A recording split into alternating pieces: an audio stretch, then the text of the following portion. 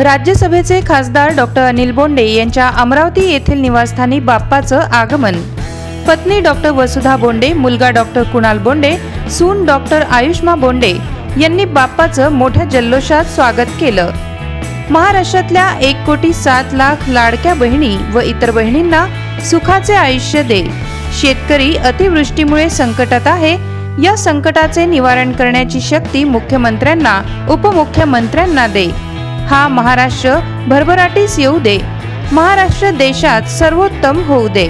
प्रधानमंत्री यांच्या म्हणण्याप्रमाणे हा भारत जगात विश्वगुरु होऊ दे। खासदार डॉक्टर अनिल बोंडे यांनी बाप्पाला घातले साकडे।